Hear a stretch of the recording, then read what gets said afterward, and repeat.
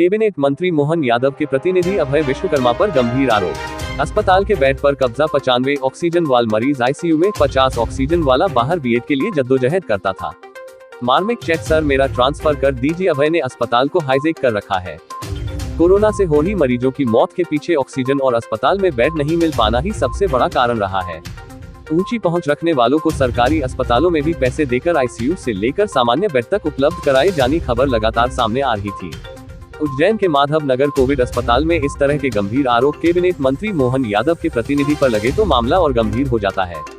दरअसल अभय अपने आप को मंत्री का प्रतिनिधि कहने वाले अभय विश्वकर्मा पर गंभीर आरोप किसी और ने नहीं बल्कि अस्पताल के ही प्रभारी रहे संजीव कुमरावत ने लगाए हैं। कुमरावत ने कहा कि अभय ने अस्पताल को हाईजेक कर लिया है। अभय गैर कानूनी तरीके से अस्पताल के बेड पर कब्जा करता है। इन बातों से तंग आकर डॉक्टर कुमरावत ने माधव नगर अस्पताल का जिम्मा संभाले नगर निगम कमिश्नर क्षितिज सिंघल से अपना ट्रांसफर नागदा करने की गुहार व्हाट्सएप पर कर दी और ये चैट अब वायरल हो गई है। वहीं अभय अपने ऊपर लगे आरोप को सिरे से नकार रहा है। ये है पूरा मामला। माधव नगर अस्पताल के प्रभारी रहे डॉक्टर संजीव कुमरावत ने माधव नगर अस्पताल में चल रही अनियमितता से तंग आकर अपना ट्रांसफर नागदा करवाने के लिए कमिश्नर नगर निगम क्षितिज सिंघल से 1 मई को सुबह 8:45 पर व्हाट्सएप पर अर्जी लगाई थी, जिसमें उन्होंने कहा था कि अपने आप को उच्च शिक्षा मंत्री का प्रतिनिधि कहने वाले अभय विश्वकर्मा ने माधव नगर अस्पताल को हाईजैक कर रखा है। मुझे माधव नगर से रिलीव करा दे, यहाँ बहुत परेशानी है। नागदा में नया 50 बेड वाला अस्पताल शुरू हो रहा है, आप वहाँ ट्रांसफर कर दीजिए। इसके बाद अगले ही दिन डॉक्टर कुमरावत का ट्रांसफर हो गया। लेकिन आज डॉक्टर कुमरावत ने मंत्री मोहन यादव के प्रतिनिधि अभय विश्वकर्मा पर गंभीर आरोप लगाए हैं। कुमरावत ने कहा है कि अभय गैर कानूनी तरीके से अस्पताल के बेड पर कब्जा करता था। मैं 25 दिन प्रभारी रहा तो टोकन सिस्टम बनाया, लेकिन अभय को ये पसंद नहीं आया क्योंकि इसके कारण उसका काम बंद हो गया था। इस बीच अधिकारियों को इस बात से अवगत करा दिया था। इसके बाद अधिकारियों ने कुछ समय के लिए माधव नगर अस्पताल में अभय को प्रतिबंधित कर दिया था। लगातार अनियमितता की शिकायत मेरे पास आई और उसके सबूत भी मेरे पास है। माधव नगर अस्पताल में आईसीयू की डीलक्स रूम भी है। अभय द्वारा लाए गए मरीज जिनकी ऑक्सीजन 94 या 95 होती थी वे आईसीयू में रहते थे। वहीं 50 SpO2 ऑक्सीजन वालों को पलंग के लिए जद्दोजहद करनी पड़ती थी। अपने आप को मंत्री मोहन यादव का प्रतिनिधि बताकर अस्पताल में धौंस देता था और ये काम काफी समय से चल रहा था। हालांकि अस्पताल का कुछ स्टाफ भी इसके साथ मिला हुआ है, तभी तो उसको ये पता चल जाता था कि कन्हा कौन सा बेड खाली हुआ है। कांग्रेस विधायक ने भी लगाया आरोप। तराना कांग्रेस विधायक महेश परमार ने आरोप लगाया कि मैं निंदा करता हूं इस घटना की। अभय अस्पताल के गेट पर खड़ा रहता था, इसके नाते मोहन यादव को इस्तीफा देना चाहिए क्योंकि अभय उनका प्रतिनिधि है। अस्पताल में बेड बेचने की जानकारी हमने भी मंत्री मोहन यादव को दी थी। अभय पर लगे आरोप पूर्णतः सत्य है। इधर हमारे सूत्रों ने बताया कि आईसीयू के अधिकतर बेड अभय के इशारों पर ही अलॉट होते थे। अगर इसकी सही मायनों में जाँच की जाए तो दूध का दूध और पानी का पानी हो जाएगा। द्वारा आप पर आरोप लगाए गए हैं और डॉक्टर को यहाँ से हटा भी दिया गया प्रभारी ग्रुप में, तो किस प्रकार के आरोप थे और आपकी क्या इस पर सफाई है? जो आरोप मेरे ऊपर लगाए गए हैं वो पूर्णतः असत्य हैं। यदि ऐसा होता तो जाने के बाद क्यों बोल रहे हैं डॉक्टर साहब? उस समय बोलते, उस समय FIR करवा देते। अभी रिसेंटली एक पत्रकार महोदय पे उन्होंने तुरंत FIR कराई थी, तो मेरे ऊपर भी तुरंत FIR करा देते या माननीय कलेक्टर साहब को सूचित करते, मंत्री जी को सूचित करते, अधिकारियों को सूचित करते, उस समय ही करते ना। आपके पास क्या सबूत है कि वो निराधार उनके आरोप?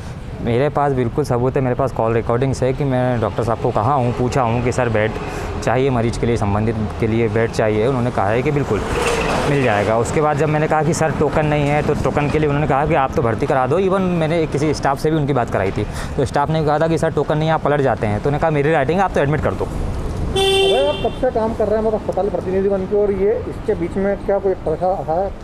1.5 साल हो गए सर मेरे को काम करते हुए।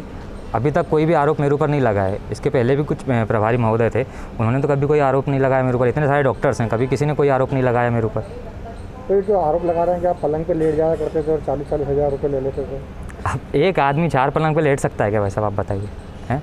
कोरोना वाली जगह है, क्या मैं पलंग पे लेटूंगा? तो क्यों ऐसा आरोप लगा रहे हैं? अब ये तो मैं नहीं कह सकता कि क्यों ऐसा आरोप लगा रहे हैं, क्योंकि ये भी हो सकता है कि मैंने किसी की कालाबाजारी न चलनी दी हो, इस वजह से वो जाने के बाद आरोप लगा रहे हैं। यदि मेरे ऊपर कोई आरोप थे तो उसी समय तुरंत FIR करवाते ना। क्या ये माना है कि डॉक्टर को तो कालाबाजारी में इन्वॉल्व है? ये मैं आपको बाद में बताऊंगा। ठीक है। कार्यकर्ता बेड को लेकर के आप पे दबाव बनाते थे मरीजों को बेड देने से, क्या है पूरा मामला? मैं पिछले 1 महीने 20-25 दिन में Madhav Nagar Covid care centre का प्रभारी रहा हूँ मैं, और वहाँ काफ़ी अव्यवस्था के पश्चात मुझे प्रभार सौंपा था। जब मैं वहाँ गया तो मैंने देखा कि बेड की भर्ती के लिए वहाँ पे कोई सिस्टम मौजूद नहीं था। किसी भर्ती करने के लिए कोई एक प्रणाली होती वो मौजूद नहीं थी। और एक व्यक्ति जो अभय विश्वकर्मा है और अपने आप को माननीय मंत्री जी का प्रतिनिधि बताता था, वो बड़े ही गैरकानूनी तरीके से और अजीब तरीके से पलंग पर कब्जा करके और मरीजों को भर्ती करता था। तो मैंने अपने हिसाब से अपने लेवल पे उस बात को अभय से भी शेयर किया, उसको भी समझाया, उसको भी बात की। और एक नई एक सिस्टम वहाँ पे मैंने बनाया, टोकन सिस्टम, एक बिल्कुल ट्रांसपेरेंस वाला टोकन सिस्टम बनाया ताकि वहाँ पारदर्शिता रहे भर्ती होने के लिए। और जो संबंधित अधिकारी, वरिष्ठ अधिकारी, उनको भी मैंने इस बात की खबर की कि यहाँ पे इस तरह के काम हो रहे हैं। सर, आपने जब वरिष्ठों को इस संबंध में जानकारी दी तो उनका इस विषय में क्या कहना था? और आज उनने बिल्कुल मुझे सहयोग किया और उसका प्रतिबंधित भी लगाया उस समय, कुछ समय के लिए। और एक सिस्टम जो हमारा बना हुआ था उसके द्वारा भर्ती करना लगभग असंभव हो गया था। तो एक बौखलाहट सी थी ज़रूर उसमें आ गई थी इस बात को लेकर। सर, क्या कुछ तरह की किसी प्रकार की धमकियाँ वगैरह भी आपको दी गई इस विषय में? नहीं, व्यवस्था सुधारी तो एक रूटीन रहता है जब कभी कोई किसी भी संस्था की अव्यवस्था बनती है, बनी हुई रहती है, जब कोई आदमी जाके व्यवस्था बनाता है तो जो लोग भी जहाँ पे जिनका अव्यवस्थाओं में हित रहता है, ऐसे लोगों को नुकसान पहुँचता है तो वो सब तरह की हरकतें करते हैं। पर फिलहाल मुझे इस तरह की कोई धमकी नहीं मिली है। हाँ, मुझे व्यवस्था बनाने के लिए मुझे काफ़ी बाधाओं का सामना करना पड़ा था और बड़े ही अजीब से कि भाई मैंने वहाँ पे परिजनों का प्रवेश बंद कर दिया। तो कोविड-19 अस्पताल में परिजनों का प्रवेश निषेध है। भारत सरकार और मध्य प्रदेश सरकार की गाइडलाइन है, ये मेरा नहीं काम है, ये तो मेरा काम है उस गाइडलाइन को पालन कराना। और वो मैंने किया और बड़ी दृढ़ता के साथ किया और आम लोगों की हित में किया ये काम। क्या आपके पास ऐसी कोई सूचना भी कभी आपको मिली है कि संबंधित व्यक्ति, जो अभय नाम का व्यक्ति था, जी, बेड कहीं किसी को बेचने की या उसमें कोई रकम जी, ऐसी जानकारियाँ भी मुझे मिली है। और जो मैंने सिस्टम लागू किया था, मैंने उस सिस्टम को भी तोड़ने के लिए भी उनके द्वारा कई तरह की कोशिशें की गई, तो उसके भी मेरे पास पर्याप्त मात्रा में दस्तावेज सबूत है। ये कितने रुपए में पलंग का सौदा करते थे? अलग अलग लोगों के माध्यम से अलग अलग चीज़ें जानकारी मुझे मिली है कि वो लोग इस तरह का वहाँ पे काम हो रहा है। डिलक्स रूम है वहाँ पे, आईसीयू का डिलक्स रूम है, आईसीयू का डिलक्स रूम है, वहाँ पे अति गंभीर मरीज को ही जगह मिलनी चाहिए। और जब जाके देखा मैंने, जिनका SpO2 94 है, 95 है, वो बड़े आराम से वहाँ पे लेटे हुए हैं। और जो ज़रूरतमंद है, जिसका SpO2 50-60 के बीच में है, वो पलंग के लिए जद्दोजहद कर रहा है, बाहर पलंग के लिए बैठा हुआ है। इस पूरे विषय में आपने कभी मंत्री जी को अवगत कराया है? चूँकि मेरा फोकस अभी भी, उस समय भी और अभी भी और आने वाले काफ़ी समय में मेरा ये फोकस रहेगा कि मैं किस तरह से बीमारी से लड़ूँ। मेरा फोकस ये रहेगा किस तरह से मैं मरीज को स्वास्थ्य करने में मदद करूं मैं।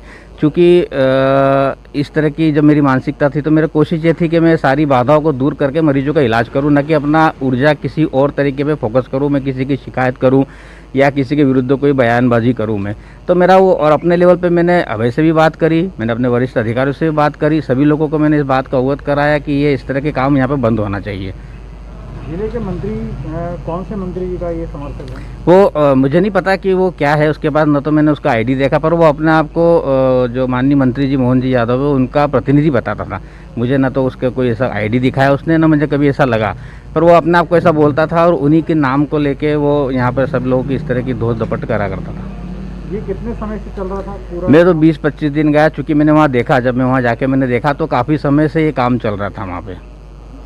क्या इनके अलावा भी और कोई लोग संलिप्त थे वहाँ पर, या सिर्फ बेड की ही वहाँ कालाबाजारी थी, या जो रेमडेसिविर इंजेक्शन है उसको लेकर के भी कोई इस तरह? रेमडेसिविर का तो मुझे ऐसा कुछ मिला नहीं वहाँ पे, इंजेक्शन का कोई ऐसा कालाबाजारी का। और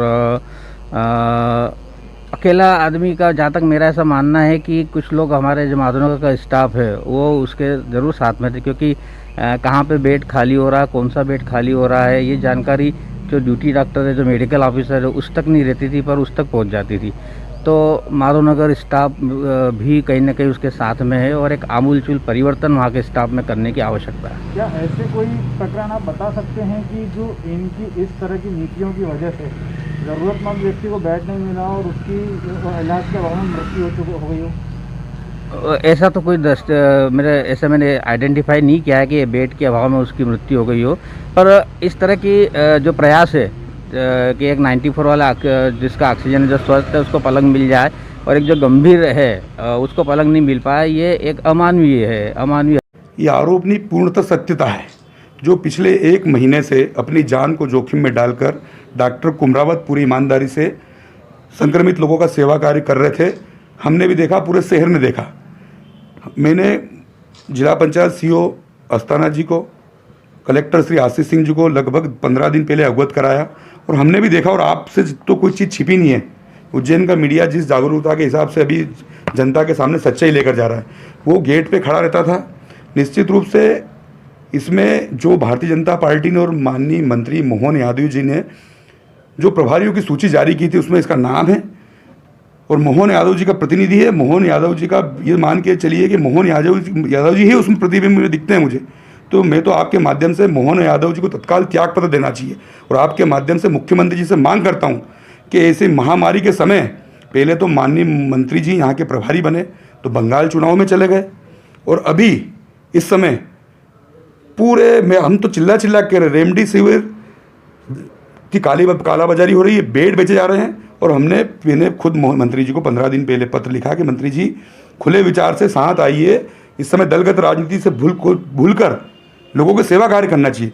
लेकिन ये गोरख धंधा मंत्री जी की आंख के सामने पूरी भारतीय जनता पार्टी और माननीय मंत्री जी और जो चैरिटेबल के प्रभारी हो या माधव नगर के, इन सब लोगों ने ये कालाबाजारी और गोरख धंधा खोल रखा है। ये बेड बेच रहे हैं, रेमडेसिविर बेच रहे हैं, दवाइयाँ बेच रहे हैं, खुली दादागिरी कर रहे हैं। जो स्वास्थ्य कर्मी ईमानदारी से आपने इंदौर में देखा, यहाँ भी आप देख रहे हैं, तो ये क्या है? मैं आपके माध्यम से कह रहा हूँ, जो सेवा कार्य कर रहे हैं, ओरिजिनल में माननीय मंत्री जी ने क्या किया। मैं एक और चीज़ आपके माध्यम से कहना चाहता हूँ, माननीय मंत्री जी और सांसद जी में तो दोनों में होड़ लगी हुई है कि जितने भी स्वास्थ्य सेवाएं जो उपकरण सप्लाई हुए हैं, उनकी सूची आप निकालेंगे तो बड़ा गोरख धंधा इनका सामने आएगा। और बेचारे भोले भाले डॉक्टर अपना परिवार छोड़कर रात दिन मेहनत कर रहे हैं, और ये भारतीय जनता पार्टी के लोग तथाकथित इस तरह की हरकत कर रहे हैं। मैं कड़े शब्दों में निंदा करता हूँ। मैंने अभी कमलनाथ जी को अवगत कराया है, और इसकी लड़ाई हम लंबी लड़ेंगे। और मैं जनता जनार्दन से कहना चाहता हूँ, और आप मीडिया के भाइयों से, इलेक्ट्रॉनिक मीडिया, प्रिंट मीडिया के भाइयों से कहना चाहता हूँ, और सोशल मीडिया के साथियों से कहना चाहता हूँ कि आप लोग आगे आइए। अपने भोले भाले लोगों की जान जा रही है, और ये भारतीय जनता पार्टी के लोग और ये मंत्री जी, इनके लोग इस तरह की हरकत कर रहे हैं, बहुत काराना हरकत है। आप लोग पूरी तरह से अपने लोग मर रहे हैं, उनको बचाने के लिए आगे आइए।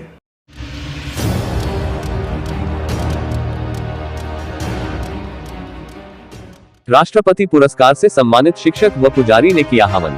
दैनिक अवंतिका की घर घर हवन मुहिम का मिल रहा अच्छा प्रतिसाद। हर कोई अब कोरोना वायरस को खत्म करने के लिए करने लगा घर में हवन। उज्जैन, भारत के राष्ट्रपति पुरस्कार से सम्मानित हो चुके नगर के शिक्षक पंडित शैलेंद्र व्यास स्वामी मुस्कुराके व महाकाल मंदिर के पुजारी पंडित रमन त्रिवेदी सहित कई लोगों ने शुक्रवार को अपने घर में हवन किया। दैनिक अवंतिका की घर घर हवन मुहिम अब अच्छा प्रतिसाद मिलने लगा है। शहर के कई प्रतिष्ठित व आम लोग कोरोना वायरस को खत्म करने के लिए अपने घरों में हवन कर रहे हैं। जैसा ही हम पूर्व में भी यह स्पष्ट बता चुके हैं कि घर में हवन करने के कितने फायदे हैं, और विशेष रूप से तो यह हमारे हिंदू धर्म की परंपरा का ही सबसे महत्वपूर्ण हिस्सा माना जाता है। कोरोना से निपटने के लिए शासन प्रशासन लेकर हम स्वयं तक क्या कुछ नहीं कर रहे हैं, तो क्या घर में हवन नहीं कर सकते? दैनिक अवंतिका आम लोगों से अपील कर कह रहा है कि घर में छोटा सा ही सही लेकिन रोज हवन जरूर करें। इसके बहुत सारे लाभ है, परंतु सामान्य रूप से जो स्पष्ट सामने नजर आता है वह यह कि हवन से निकलने वाले धुएं से हमारे घर व इसके आसपास के वायुमंडल में फैले विषैले जीव नष्ट हो जाते हैं तथा वायुमंडल शुद्ध होता है। इसलिए लोग घर में हवन अवश्य करें। महानिर्वाणी अखाड़े के संत अवधेशपुरी महाराज बता रहे घर में आम लोग कैसे करें रोज हवन। महाराज भी दैनिक अवंतिका की मुहिम से जुड़कर कर रहे हवन करने का अनुरोध।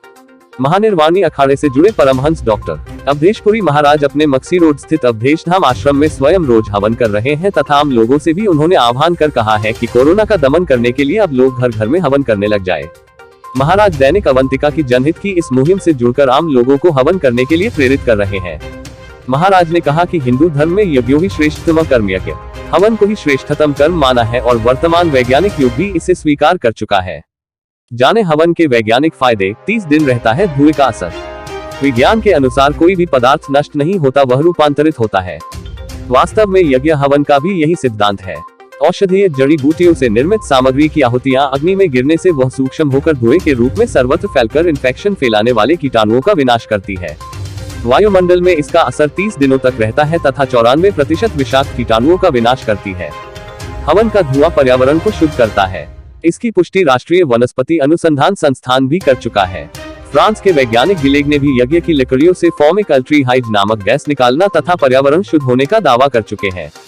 विश्व स्वास्थ्य संगठन के अनुसार दुनिया में 25% 15 मिलियन मौतें विषाणुओं के इन्फेक्शन से होती है। यज्ञ का धुआं सर्दी, बुखार, जुकाम, सिर दर्द, टीबी, डायबिटीज, बीपी व अवसाद जैसी 100 से अधिक बीमारियों को समाप्त कर देता है। हवन करने के लिए ये सामग्री ले जो घर में ही मिल जाएगी। बड़, पीपल, गुल, आंवला, आम, शमी आदि की लकड़ी, जौ, चावल, शक्कर, गुड़, तिल्ली, शुद्ध घी, कर्पूर, गूगल आदि के मिश्रण से आहुति के लिए साकलियां तैयार कर ले। इन मंत्रों से दे हवन कुंड में आहुतियां प्रदान करे, मिलेगा लाभ। दुर्गा सप्तशती में वर्णित महामारी मंत्र जयंती मंगला काली भद्रा काली कपालिनी दुर्गा क्षमा शिवा धात्री स्वाहा स्वधा नमोस्तुते की 108 आहुतियां प्रदान करे। आदित्य हृदय स्त्रोत का अगस्त्य ऋषि द्वारा रावण वध के लिए श्री राम को दिया गया मंत्र रश्मिमंतम समुद्यंतम देवासुरन में स्मृतम पूजयस्व विवस्वंतम भास्कर भुवनेश्वम बोलकर आहुतियां दे। अमंगल को मंगल में बदलने के लिए स्वस्तिक मंत्र से प्रार्थना करे। ओम स्वस्ति न इंद्रो वृद्धश्रवा स्वस्ति न पूषा विश्ववेदा स्वस्ति नस्तार्क्ष्यो अरिष्टनेमि स्वस्ति नो बृहस्पतिर्धातु तथा अंत में कर्पूर से आरती कर हवन पूर्ण करे। दैनिक अवंतिका ब्रह्मास्त्र के लिए नीलेश शर्मा की रिपोर्ट। मैं परमहंस डॉक्टर अवधेशपुरी स्वस्तिक पीठ उज्जैन से। हम इस कोरोना रूपी महाबीमारी को कम करने के लिए घर घर में हवन करें। आओ घर घर हवन करें, कोरोना का दमन करें। यज्ञ थेरेपी भारतीय संस्कृति की अति प्राचीन पुरानी परंपरा है। वर्तमान में वैज्ञानिकों ने भी इसको स्वीकार कर लिया है। वैज्ञानिकों के आधार पर मैं आपको बता सकता हूँ कि वैज्ञानिक कहते हैं कि कोई भी पदार्थ नष्ट नहीं होता, वह रूपांतरित होता है। ये विज्ञान का नियम है।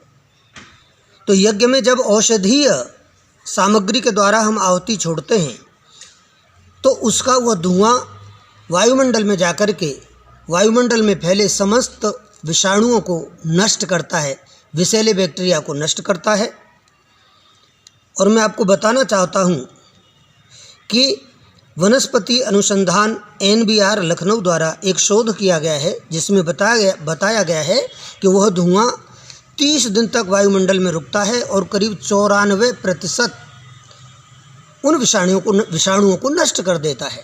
तो मैं कहना चाहता हूँ, इतना ही नहीं, फ्रांस के वैज्ञानिक त्रिले ने भी कहा कि जब कोई लकड़ी जलती है यज्ञ कुंड में तो उस लकड़ी से फार्मिक अल्डिहाइड नाम की एक गैस उत्पन्न होती है जो कि पर्यावरण को शुद्ध करती है।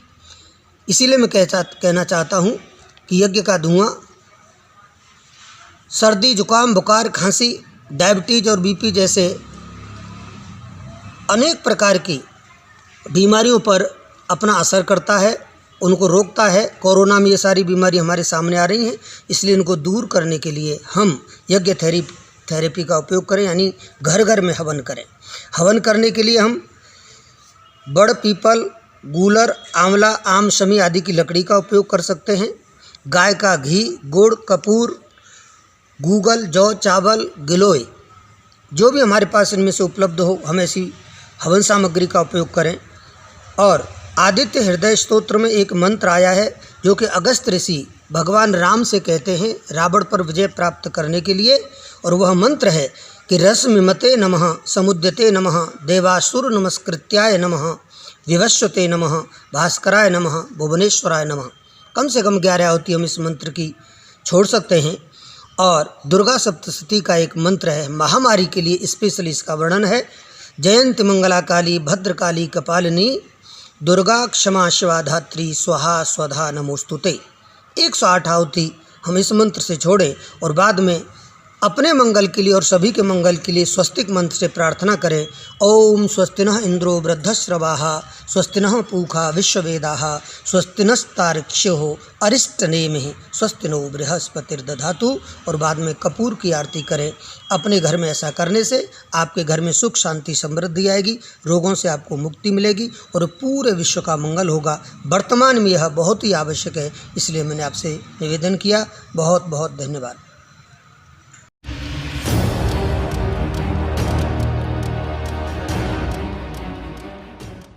एक ऑनलाइन कैशलेस इनका क्लेम्स होते हैं जो विभिन्न इंश्योरेंस कंपनीज़ जो थर्ड पार्टी एडमिनिस्ट्रेटर बना के रखते हैं लोग। कुछ companies itself third party administrator हैं और कुछ कंपनीज़ जो बड़ी कंपनीज़ हैं उन्होंने TPS रखे हुए हैं अपने। उन्हीं को अधिकार होता है कि ये ऑनलाइन जो हेल्थ इंश्योरेंस है इसको कैशलेस रूप से सैंक्शन करेंगे। कई अस्पतालों से शिकायत आ रही थी कि ये इसमें डिले कर रहे हैं लोग, क्योंकि थोड़ा संख्या ज़्यादा होगी। संख्या ज़्यादा होने की वजह से इंश्योरेंस कंपनी थोड़ी बहुत तो उनके मैनेजमेंट का इश्यूज़ रहते हैं, स्पेशली प्राइवेट कंपनीज़ की डिले करें, डिले टैक्टिस करें, ज़्यादा जानकारी मांगें, तो इस तरह करके डिले कर रहे थे वो लोग। तो आज सब इंश्योरेंस कंपनीज़ वालों को बुला के बोला है, उन्होंने क्लियर बोला है कि अगर वो नहीं करेंगे इसको, तो जो भी अधिकार प्रदत्त हैं इस समय जिला दंडाधिकारी को, उसमें उनके खिलाफ FIR रजिस्टर कराई जाएगी और उनको गिरफ्तार किया जाएगा। इसके लिए ये बहुत महत्वपूर्ण है कि ऑनलाइन कैशलेस इंश्योरेंस क्लेम जल्दी सेटल हो, क्योंकि जैसे ही जब पेशेंट डिस्चार्ज होता है तो जब ऑनलाइन जो पैसा आ जाता है इंश्योरेंस कंपनी से, उससे बचा वो पैसा पे करता है वो। जब इसमें विलम्ब करती है इंश्योरेंस एजेंसी तो बेड भरे रहते हैं, तो ना केवल अपने पेशेंट परेशान होते हैं, उसका दूसरा असर ये आता है कि अन्य जो पेशेंट शहर के हैं उनके लिए बेड्स वैकेंट नहीं हो पाते हैं। इन दोनों कारणों से जिनकी मीटिंग ली गई थी, अस्पताल के लोग जो इंश्योरेंस के केसेस डील करते हैं वो सारे लोग भी थे, और उनको सख्त चेतावनी दी गई है इन लोगों को कि ये लोग 2 घंटे के अंदर ऑनलाइन जो अप्रूवल्स हैं उनके आने चाहिए, 2 घंटे में नहीं आएंगे, इसमें लिखित आदेश भी जारी कर रहे हैं। तो इनके न केवल इंदौर में स्थित इनके जो अधिकारी हैं इंश्योरेंस कंपनीज़ के या TPS के, वरन इनके जो रीजनल ऑफिसेज हैं चेन्नई में, मुंबई में, दिल्ली में, हम इंदौर में उनके खिलाफ FIR रजिस्टर करने का FIR रजिस्टर करेंगे उनके खिलाफ।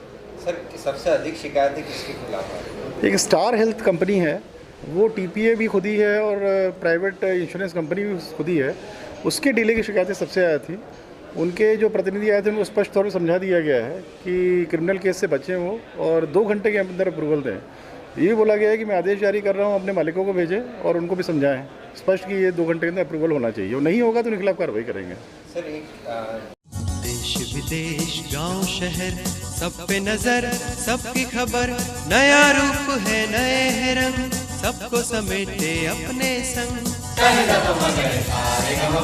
आपका अपना शहर का सपना दैनिक अवंतिका, दैनिक अवंतिका, दैनिक अवंतिका। राजनीति, फिल्मी बातें, सब कुछ ही हम इसमें पाते। घर, होटल, ऑफिस या दफ्तर, क्लर्क, प्यून या हो फिर अफसर, सबका चहेता, सबका प्यारा दैनिक अवंतिका।